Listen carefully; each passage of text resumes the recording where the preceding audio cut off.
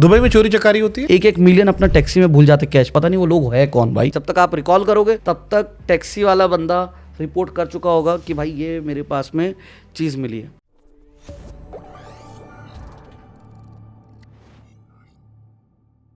Dubai में चोरी चकारी होती है। बिल्कुल भी नहीं। आपको मैं एक बात बताता हूँ, कई लोग मिलियन 1-1 मिलियन अपना टैक्सी में भूल जाते कैश, पता नहीं वो लोग है कौन भाई जो 1 मिलियन कैश टैक्सी में भूल जाते हैं। 2 लाख भूल जाते हैं। मोबाइल का तो हमारे कम से कम 3-4 लोगों के साथ हो रखा है कि टैक्सी में बैठे मोबाइल भूल गया। सेम आपको 2 घंटे में आपको सब मिल जाएगा आपका।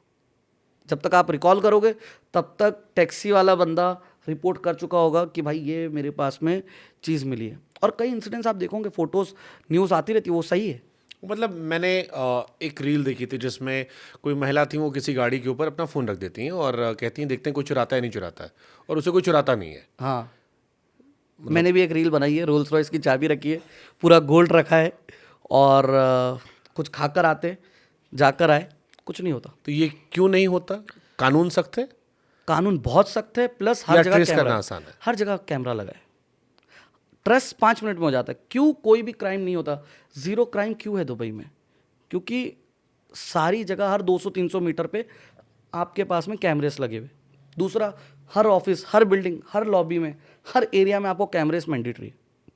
तो कैमरेस हर जगह ट्रेस कर रहे हैं आपको। अगर आप अपने ऑफिस में बैठो तो यहाँ भी कैमरे लगे होना ज़रूरी है। तो इस वजह से एक ये चीज़ है। दूसरा, उनका टेक्नोलॉजी बहुत है। फेस आइडेंटिफाई कर लेते हैं, बहुत सारी चीज़ें। और वहाँ पे 50 आपके पास में डॉक्यूमेंटेशन की ज़रूरत नहीं है। सिर्फ आपको एक एमिरेट्स आईडी काफ़ी है। हर चीज़ उस पर चलती है। उसमें चिप लगी होती है और सब चलती है। ये चिप वाली नहीं जो 2000 के नोट में लगती है लेकिन इसमें चिप लगी होती है जो चलती है और उससे सारा चीज़ ऑपरेट होता है। दूसरा, आपको डॉक्यूमेंट सिर्फ और सिर्फ आपका ड्राइविंग लाइसेंस होता है, वो अलग मिलता है। बाकी सब आपका एमिरेट्स आईडी में होता है। मैंने सुना ड्राइविंग लाइसेंस दुबई में बड़ा इजीली मिल जाता है। ड्राइविंग लाइसेंस तो मतलब आप समझ लो, हमारे वहाँ लोग यूपीएससी क्लियर कर लेते इतने में। तो सबसे पहले आई टेस्ट करवाना पड़ता है। ओके। आई टेस्ट क्लियर होने के बाद आपको पूरा मॉड्यूल मिलता है। आई टेस्ट जैसे तुमको चश्मा नहीं लगा, मुझको लगा है। किसी को हो नहीं हो कोई मतलब नहीं, आई टेस्ट होगा, ओके। वो पास होगा। उसके बाद में आपको पूरा टेस्ट मिलेंगे, आपको पूरा शेड्यूल मिलेगा, आपको पूरा जो स्टडी मटेरियल वो सब मिलेगा। आप ऑनलाइन भी कर सकते हो या फिजिकल जाके भी क्लास अटेंड कर सकते हो। वो करने के बाद उसके बाद टेस्ट होगा थ्योरी का। आपका थ्योरी क्लियर करने के बाद आपको ड्राइविंग क्लासेस चालू होगी। ड्राइविंग क्लासेस के बाद इंटरनल आपका ड्राइविंग टेस्ट होगा। उसके बाद फिर आपका पार्किंग क्लासेस होंगी। फिर 5 तरीके की पार्किंग होती है, 5 को क्लियर करना ज़रूरी है। जिसमें फेल हुआ फिर से दो। ये इंटरनल है। ये पार्किंग पास करने के बाद फिर आपको आरटीए की पार्किंग का टेस्ट, फिर क्लासेस, फिर नाइट क्लासेस अलग से है, हाईवे क्लासेस अलग से है कि आपको हर तरीके से मजबूत किया जाता है कि आप किसी भी तरीके, किसी भी कंडीशन में गाड़ी चलवाने वाले वहाँ पे वो भी है बाय द वे, और आप चला सकते हो। आप आओ कभी, मैं लेके जाऊँगा।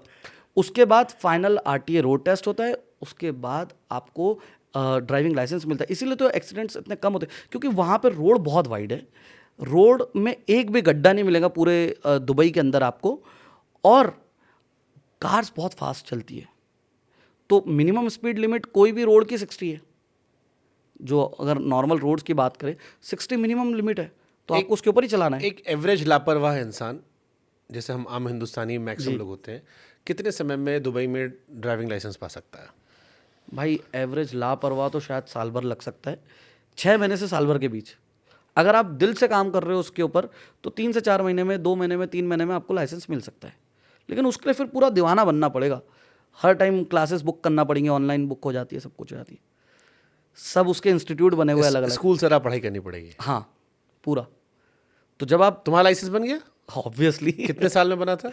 मुझे लगा था 1 साल।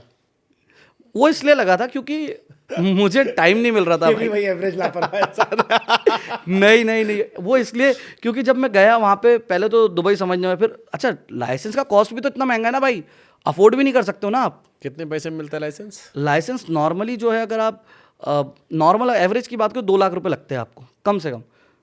कई को 3 भी लग जाते हैं। ओके। वो क्लासेस, हर क्लास का पैसा होता है, हर टेस्ट का पैसा होता है। तो हमारे पास पैसे भी तो चाहिए थे। मैंने स्टार्टिंग के दिनों में लिया था लाइसेंस, तो उतने पैसे नहीं थे ना भाई। और उसके बाद ऑफिस से छुट्टी नहीं मिलती थी, तो क्या करोगे। तुम जब दुबई में गाड़ी चला इमरजेंसी पार्किंग होती है। जब तुम दुबई में गाड़ी चला के नोएडा, दिल्ली, गुड़गांव में गाड़ी चला रहे हो, नहीं चलाता ना मैं। अब वो गया टाइम। कहीं मान लो कभी चलानी पड़े, तो फिर क्या डिफरेंस एक्सपीरियंस है? कुछ नहीं है भाई, अपन तो आज भी देसी है वहाँ। मैं तुम्हारी दुबई में मैं बैठा हूँ, मैंने कहा भाई यार 10 मिनट के लिए गाड़ी देना। पहली बात तो मैं नहीं दूंगा। मेरे साथ बहुत होता है, मैं नहीं देता। मेरे रूल्स, मैं रूल्स देखो, दुबई का ऐसे कायदे मैं में रहोगे तो एक फायदे में रहोगे। इमेजिनेशन पे जा रहा हूँ, चलो तुम मान लो किसी से। हाँ लिया हाँ। कि मुझे गाड़ी दो, मैं बैठ गया, मैं चलाने लगा। गाड़ी शायद इम्पाउंड भी हो सकती है, उसके बाद में आपको शायद जेल भी हो सकती है, और उसके बाद आपको डिपोर्ट करेंगे। एक गाड़ी चलाने के लिए Yes, it is that serious crime. It is actually a crime in Dubai if you don't have a license and you're driving a car. हाँ, इंटरनेशनल लाइसेंस है, बात अलग है, बट अगर नहीं है इंटरनेशनल लाइसेंस, कुछ नहीं कर सकते। मैं किस्सा सुनाता हूँ। मेरे एक मित्र सीनियर थे, मैं लाइसेंस बनवाने जा रहा था, तो उनसे मैंने कहा, तो उन्होंने कहा बनवा देंगे, 10-15 मिनट बन जाता है। तो मैंने कहा आप बनवाए हो? क्या नहीं। हम कहे क्यों? बोले नोएडा में कोई चेक ही नहीं करता, दिल्ली जाओ तो फंस जाओ, दिल्ली में किसी और को देते हैं, नोएडा में गाड़ी चेक नहीं होती, पत्रकार बोल के बच जाते हैं। हमने कहा सच में? तो आप पुलिस करती क्या फिर, जब सब कुछ कैमरा कर रहा है, सब कुछ ऑनलाइन कर रहा है? पुलिस कंट्रोल कर रही है ना, वो कैमरे कौन कंट्रोल कर रहा है? पुलिस ही कर रही है ना। और वो अगर नहीं हो तो इतना सेफ नहीं हो। आज Dubai is one of the safest city in the world, जिसके वजह से Dubai is the fastest growing city in the world, और उसके वजह से इकॉनमी इतनी ग्रो कर रही है। आपको पता है दुबई का इकॉनमी एजेंडा क्या है? बाय 2033 इकॉनमी को डबल करना है। दुबई इकॉनमी एजेंडा करके इनका एक नया स्कीम है, जिसके अंदर वो इकॉनमी आज जो है ना उसको डबल करना चाह रहा है। तो ये इकॉनमी का हो गया। उसके बाद में E33 भी आ रहा है। E33 हो गया एजुकेशन को लेके। अभी हम लोग सबों को यही सुनने में आता है गल्फ में पैसे के लिए जा रहे हैं। आज तक आपने नहीं सुना कि गल्फ में कोई या दुबई कोई पढ़ने जा रहा है। अब से सुनोगे, Which is true, हाँ। अब से सुनोगे, क्योंकि IIM अहमदाबाद अपना एक ब्रांच खोल रहा है वहाँ पे दुबई में, और काफ़ी सारे इंडिया के ब्रांचेस ऑलरेडी अच्छे हाई इंस्टीट्यूट के ब्रांचेस है वहाँ पे। एकेडमी सिटी करके एक प्लेस है जहाँ पे काफ़ी सारा एकेडमिक हो रहा है, मतलब सारी चीज़ें आ रही है। वर्ल्ड की जितनी बड़ी बड़ी यूनिवर्सिटीज़ है सबको दुबई वहाँ लाना है, बिकॉज दुबई का आपको पता है जो काम करना है उसमें क्या रहना है, नंबर 1।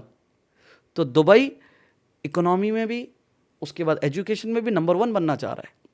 वहाँ पे वर्ल्ड क्लास आपको एजुकेशन मिलेगा, और वर्ल्ड क्लास स्टैंडर्ड से मिलेगा कि वर्ल्ड में कहीं का भी कोई भी हो, कहीं पे भी आप देख रहे हो तो आप आगे ही हो, बच्चा जो पढ़ रहा है वहाँ पे। प्लस इंडिया में या वर्ल्ड में कहीं पे भी अभी तक के जिन्होंने AI जनरेट किया है उन्होंने भी अपने स्कूल्स में नहीं डाला है AI। दुबई में ऑलरेडी आ गया है कि AI मैंडेटरी करना है स्कूल्स में बच्चों के लिए। मतलब छोटे बच्चे जो स्कूल जाएंगे अब AI वो मतलब पढ़ाई करेगी उसकी। हमारे यहाँ भी हो जाएगा कुछ दिन में, ऐसा नहीं है। लेकिन एक कॉमन परसेप्शन होगा इंडिया, पाकिस्तान, बांग्लादेश, नेपाल या इन देशों के लिए कि यार दुबई महंगा होगा। एक आम इंडियन क्यों भेजे दुबई में अपने बच्चे को पढ़ने? इंडिया सस्ता है। दुबई एक्चुअली इंडिया से सस्ता है। कैसे? आप होटल्स देख लो, आप फूड देख लो, आप कोई भी चीज़ देख लो, ट्रांसपोर्ट देख लो, पेट्रोल देख लो। हाँ, दुबई पानी महंगा है बस थोड़ा सा। लेकिन क्वालिटी अलग है, क्योंकि देखो आप हर दुबई में एक प्लेट खाना कितने में मिल जाएगा अगर एक आदमी को केवल सर्वाइवल के लिए खाना हो? 7 से 10 दिरहम के अंदर आराम से आ जाता है खाना। हाँ, मतलब जो कि लगभग हो गया 200 रुपये के आसपास। अच्छा, क्योंकि वहाँ पे क्वालिटी चेक होता है। आप ख़राब खाना नहीं कर सकते, आपके किचन में कॉकरोचेस, कीड़े या गंदगी नहीं होना चाहिए। बहुत स्ट्रिक्ट है ये सब मामलों जैसे में। हमारे ढाबे यहाँ दिखते हैं, नहीं ये वहाँ नहीं है।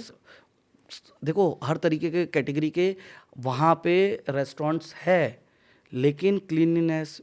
और आप एक और चीज़ बताऊँ, यू विल बी सरप्राइज्ड, जितना अच्छा प्रोडक्ट आता है ना, चाहे इंडिया हो या वर्ल्ड में और भी कोई जगह हो, वहाँ का जो बेस्ट क्वालिटी का फूड होता है वो दुबई जाता है, बाकी क्वालिटी का यहाँ रहता है। तो आप अगर कंपेयर कर रहे हो ना प्राइजेस, दुबई के प्राइजेस और यहाँ के प्राइजेस सेम है, बट क्वालिटी वहाँ पे फूड की आपको अच्छी मिल रही है।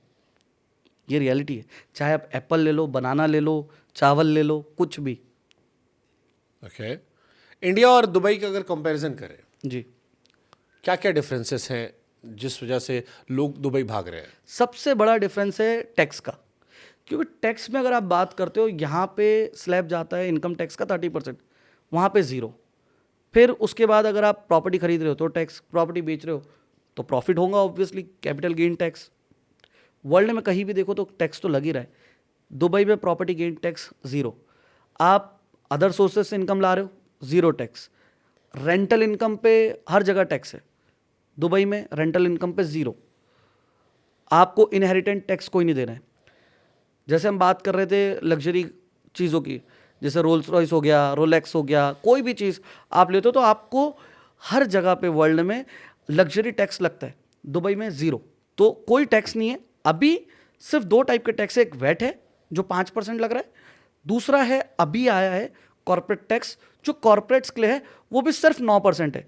अगर आप इंडिया में बात करो तो लगभग 25 से 30% के आसपास कॉर्पोरेट टैक्स है, या वर्ल्ड में कहीं भी जाओगे 20%, 25%, 30% से नीचे कहीं भी नहीं है। यूएस, कनाडा, यूके कहीं भी कंपेयर करोगे। अच्छा, एक तो ये टैक्सेस की हमने बात करी, क्योंकि टैक्सेस है ही नहीं। तो अगर आप देखो कोई भी कंट्री में जाते हो, स्पेशली यूके में 45% टैक्स है भाई। वो यूके वाला दुबई आना चाह रहा है, यूएस वाला दुबई आना चाह रहा है, कनाडा वाला दुबई आना चाह रहा है, ऑस्ट्रेलिया वाला दुबई आना चाह रहा है, क्योंकि टैक्सेस इतने हैवी है, स्पेशली बिजनेस ओनर्स। क्योंकि देखो ना, हर जगह की जो सरकार है, जो गवर्नमेंट है, वो आपके बिजनेस में पार्टनर बन के बैठी है।